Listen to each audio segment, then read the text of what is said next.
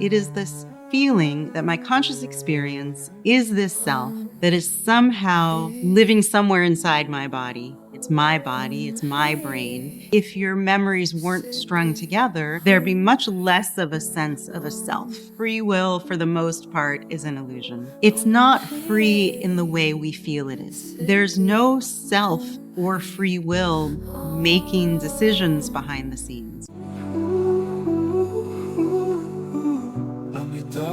So I think that free will, for the most part, is an illusion. So I use the term free will to talk about decision-making processes in nature. If you look at something like a pea tendril, when it senses that it's close to a branch that it can wrap itself around, it starts growing more quickly in that direction, and then it changes the growth so that it wraps itself around a branch. Most of us wouldn't consider that to be a free decision-making process. It's a cause and effect process that occurs in nature. And as you move up in complexity to the level of brains and then human brains, the number of factors that come into play are so expansive that it would be impossible for us to track them all. But it is a process.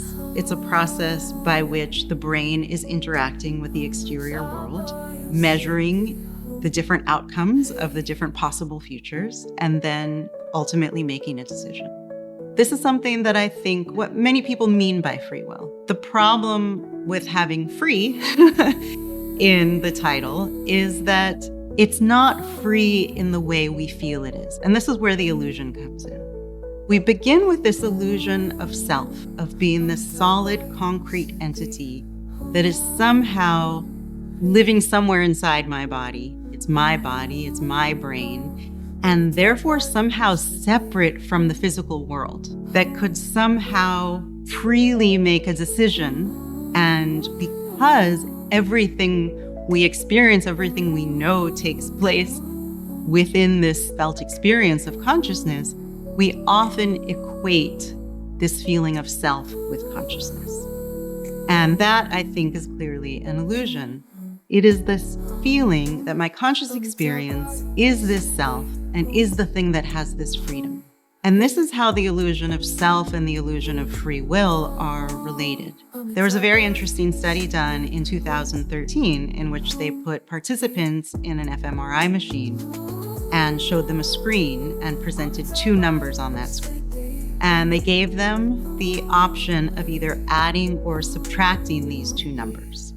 And they were scanning the activity of these participants' brains while they were doing this calculation. And the result of this study was that the experimenters could tell up to 4 seconds, not only when this person was going to make the decision, but whether they decided to add or subtract.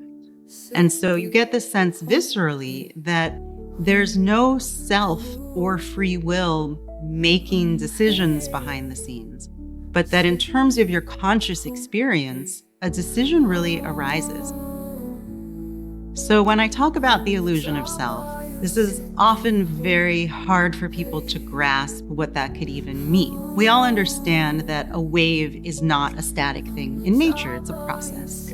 And our brains are very much the same thing. They are processes in nature that are ever changing, ever evolving, that we are in constant communication with the external world. So the neuroscience is really still in its infancy, but we're starting to learn more and more about how this illusion of self gets created. We also know that memory plays a role in creating this experience of self as well. There's a sense in which all of the memories that we have access to over time were being experienced by the same subject. And you can imagine if your memories weren't strung together and your experience was just of each present moment, there'd be much less of a sense of a self moving through time. We're also learning a little bit more about what neuroscientists refer to as the default mode network. So we know that when the default mode network is active, we are highly aware of this illusion of self. And it tends to quiet down when we're experiencing what people talk about as a flow state. So when we're very immersed in our work, if we're very immersed in a sport, when people are under the influence of some psychedelic substances, or various meditation techniques that quiet down the default mode network. We're not so aware of self versus other or self versus world, which is actually closer to the underlying reality. There are moments where realizing there's an experience of conscious will taking place can be quite liberating.